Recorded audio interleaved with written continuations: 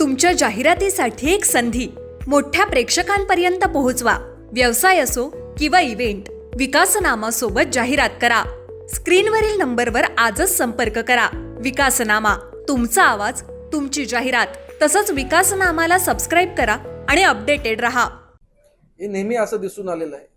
आयुक्तांचं हे वैयक्तिक मत आहे. हे डेप्युटेशनचे अधिकारी 2-2 वर्ष 3-3 वर्ष या महापालिकेत येतात. त्यांची आत्मीयता या संस्थेसाठी, या शहरासाठी काय आहे ते त्याविषयी वेगळे प्रश्न आहेत. पण नवी मुंबई महापालिकेवरती माझी आस्था या संस्था चांगली चालावी यासाठी पूर्णपणे आहे. आणि मला आमच्या सर्वांची भूमिका आहे की अनुभवी कर्मचारी असतील तर या शहराचा कारभार हा चांगल्या प्रकारे आपण त्या ठिकाणी चालू शकतो. आज अनेक पदं रिक्त आहेत.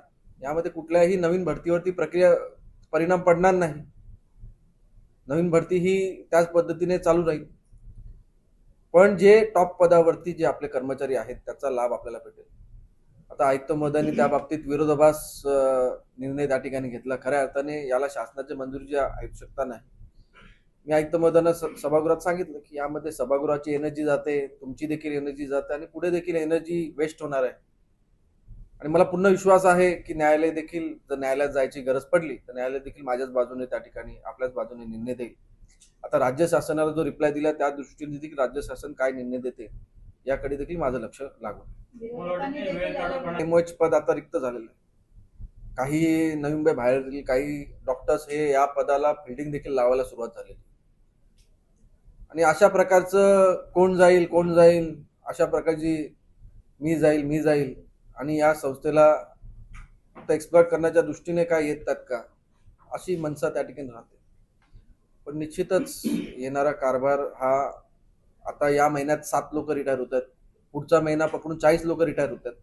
तर अशा प्रकारे या महिन्यात देखील कोणी लोक जाऊ नये. आणि जर कुठली काय वसुली आली तर त्याचा खर्च आम्ही भरू अशा प्रकारची भूमिका देखील आम्ही त्या ठिकाणी घेतली. या संदर्भामध्ये हे कसं होतं काय मला एक समजत नाही की म्हणजे त्या ठिकाणी दुःख कुठल्या बाबतीतचं आहे. या ठिकाणी मी माझा पीएला काय परमनंट करत नाहीये किंवा माझ्या घरच्या माणसाला कोणी करत नाही. पण मी तसं बघायला गेलं प्रत्येक महापालिकेचं काम करणारा माझा घरचाच व्यक्ती आहे. आणि ते कोण आहेत मला माहित नाही, काळा निळा गोरा मला माहित नाही. पण त्यांची सेवा, त्यांचा अनुभव आपल्या संस्थेला भेटावं हे आयुक्तांना देखील पाहिजे असेल. आयुक्तांना त्या ठिकाणी अंमलबजावणी करायची. या ठिकाणी अंडरग्राऊंड सर्व्हिसेस कुठून गेले. आता 2 महिन्यामध्ये अरविंद शिंदे रिटायर होतात. त्यांना माहिती आहे कुठून सिवरेजची लाईन गेली, पाण्याची लाईन गेलेली आहे. त्यांना विचारलं लगेच सांगतील. आता नवीन कोण आला तर त्याला एवढी माहिती नसेल. अशा अनेक बाबतीमध्ये एमओचला त्या ठिकाणी अनेक जे कारभार चालवतं ते माहिती आहे. ह्या दृष्टीने आयुक्तांनाच अंमलबजावणीसाठी त्या ठिकाणी उपयुक्त त्या ठिकाणी ठरलं असतं. पण कुठेतरी हा विषय राज्य शासनाकडे पाठवा. राज्य शासनाचं महत्व आहे का किंवा आयुक्तांचं महत्वाचं आहे किंवा माझ्या स्वतःकडून हा विषय आला त्यामुळे काय दुःख आहे का, अशा प्रकारचे प्रश्नचिन्ह त्या ठिकाणी निर्माण होतात. पण निश्चितच 58-60 हा संस्थेच्या फायद्यासाठी आणि नवी मुंबईच्या दृष्टीने हितकारक निर्णय असा आहे. आणि यामध्ये राज्य शासन सकारात्मक भूमिका घेईल अशी मला आशा आहे. या ठिकाणी अमनेस्टी स्कीम ही प्रॉपर्टी टॅक्सची 50% आली होती. पाण्याच्या बाबतीत कधीच आज ताग्यात अमनेस्टी स्कीम आलेली नाही. ठाणे महापालिका, पनवेल महापालिका, इतर महापालिकेमध्ये 90% प्रॉपर्टी टॅक्सची अमनेस्टी स्कीम त्या ठिकाणी आलेली आहे. त्या दृष्टीने पाणीवर पहिल्यांदा थकबाकीवरती DLP चार्जेसवरती आपण 90% अमनेस्टी स्कीम आणावी अशा प्रकारची मागणी आली. त्या दृष्टीने आपण हा ठराव पास करून आता अंमलबजावणीसाठी आयुक्त महोदयांकडे पाठवला. किती मोठा दिलासा म्हणावा लागेल? जवळजवळ 64 कोटीची थकबाकी आहे. त्यामध्ये 20 कोटी ही पेनल्टी आहे आणि 40 कोटी त्या ठिकाणी मुद्दल आहे. 40 कोटी त्या ठिकाणी वसूल व्हायला मदत होईल. सर, मूषक नियंत्रण ठराव, मुदतवाढीचा प्रस्ताव, त्यावरही बऱ्याच सदस्यांनी आक्षेप घेतलेला आहे की कुठल्याही प्रकारचा रेकॉर्ड नाहीये, मूषकांची संख्या वाढलेली आहे, तरी देखील हा प्रस्ताव मंजूर करण्यात आला. मूषक नियंत्रणाचा तो एक 26 ते 1/6/26चा फक्त मुदतवाढीचा विषय होता. यासाठी सभागृहात चर्चा करण्यात आली. आता जसा पर्यावरणाचा आराखडा तयार केला तशा बाबतीत विविध गोष्टीसाठी कशा उपाययोजना करू शकतात तशा प्रकारचा ठराव देखील आम्ही सभागृहात आणतोय. तर यासाठी काही टेक्नॉलॉजीज नवीन आलेल्या आहेत मूषक नियंत्रणाच्या बाबतीत. तर ठराव आम्ही पुढील सभेपर्यंत बनवू आणि सभागृहात त्याचा निर्णय घेऊन पुढील टेंडर त्या योजनेच्या अनुषंगाने काढू, अशा प्रकारचा निर्णय घेऊ. एक अगदी शेवटचं आहे. या ठिकाणी आयुक्त महोदयांची माझी आधी चर्चा झाली होती. ते त्या ठिकाणी आता अंमलबजावणीचा आराखड्याच्या नुसार सर्व गोष्टी त्या ठिकाणी करतायत. मला आयुक्त साहेबांनी काही विनंती केली होती की आता पावसाळ्यापूर्वी कामाचा लोड आपल्या अधिकाऱ्यांवरती आहे, तर आपण जून जुलै महिन्यापासून त्या अंमलबजावणी आराखड्यासाठी सुरुवात त्या ठिकाणी. 30 वर्षा अगोदर एवढी अशी परिस्थिती नव्हती. 5-6 वर्ष प्रशासक काळ होता. या 6 वर्षामध्ये आपण जी पोकळी होती ती भरून काढण्यासाठी आपण कार्यरत होऊ शकलो असतो. आता सेवा भरती नियम आम्हाला बदलायचे आहेत. आता सचिव पद आहे, पदोन्नतीशिवाय भरू शकत नाही.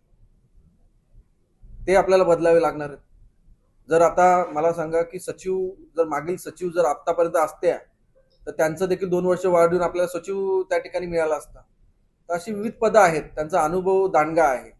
त्यामुळे या माध्यमातून 30 वर्षा अगोदर तर 58-60चा विषय नव्हता, पण याआधी कधी विनियम आपले बनवले गेले नव्हते.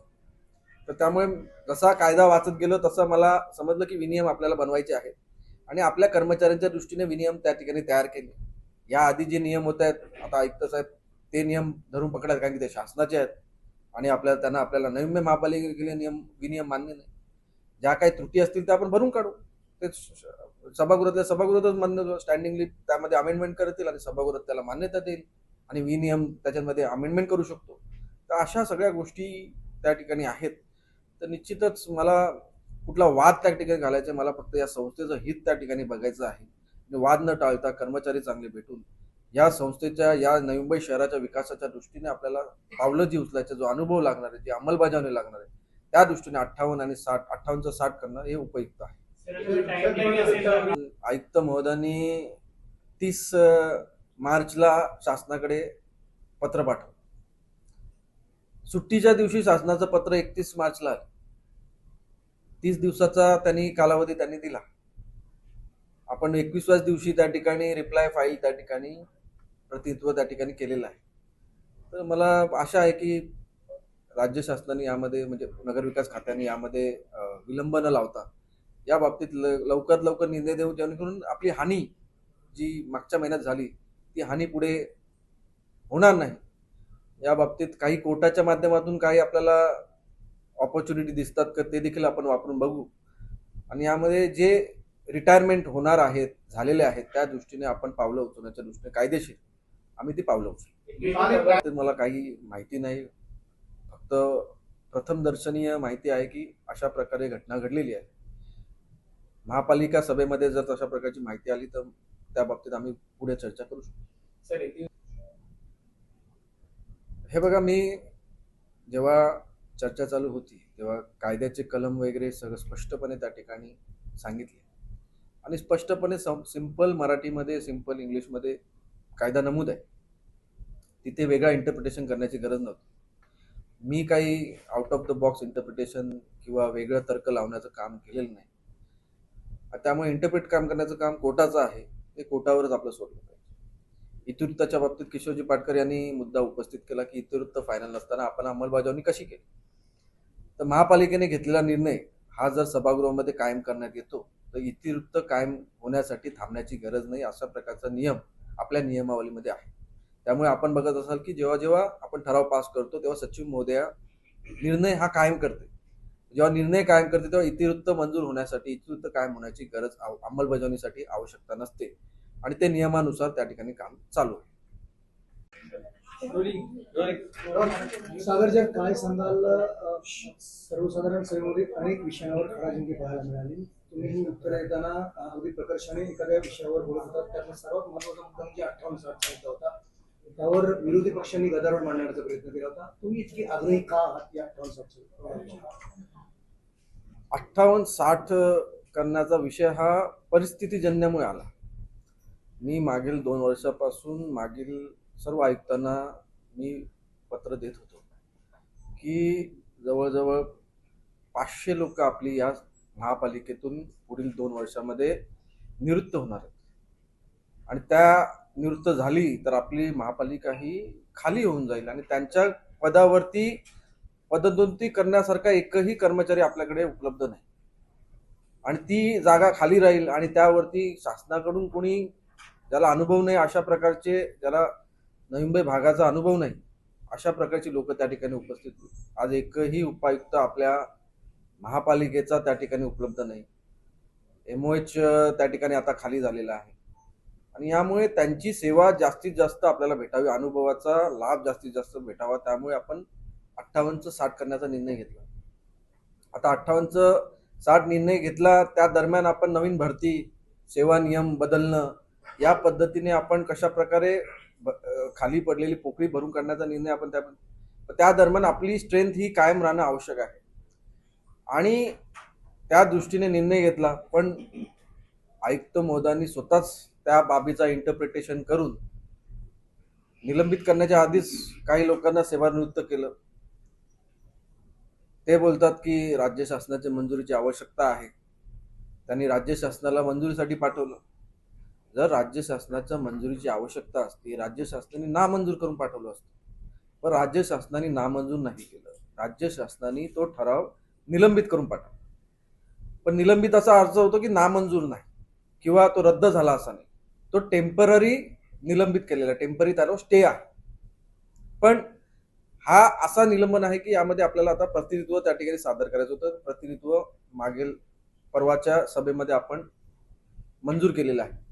पण त्या दरम्यान जर कोणी रिटायर झालं तर तो त्यांच्यावर अन्यायकारक होईल. चुकीच्या इंटरप्रिटेशनमुळे कोणाला अन्याय सहन करू नये, या दृष्टीने आपण त्यांना सेवामुक्त करण्याचे जे निर्णय आहेत ते रद्द करण्याचा निर्णय आपण घेतलेला आहे आणि ते देखील राज्य शासनाच्या निर्णयाच्या अधीन राहून आपण प्रतिनिधित्व दिलेले आहे. जर निलंबन राज्य शासनाने मागे घेतलं तर निश्चितच आपलं महापालिकेचं रिटायरमेंटचं एज 58चं 60 हे अंमलात जे आपण घेतलेला निर्णय योग्य आहे अशा प्रकारे विखंडन केलं तर आपण त्या ठिकाणी न्यायालयाची शिडी त्या ठिकाणी त्या बाबतीत चढूच, कारण की हा महापालिकेचा स्वतंत्र अधिकार आहे. अशा प्रकारेच मी घेतलेल्या ओपिनियनद्वारे देखील मला कळलेलं आहे. इंटरप्रिटेशन हा भाग न्यायालयाचा आहे, त्यामुळे तिथे आपण जरूर दाद मागायला जा. पण आयुक्त तुमच्या जाहिरातीसाठी एक संधी मोठ्या प्रेक्षकांपर्यंत पोहोचवा. व्यवसाय असो किंवा इव्हेंट, विकासनामासोबत जाहिरात करा. स्क्रीनवरील नंबरवर आजच संपर्क करा. विकासनामा, तुमचा आवाज, तुमची जाहिरात. तसंच विकासनामाला सबस्क्राईब करा आणि अपडेटेड रहा.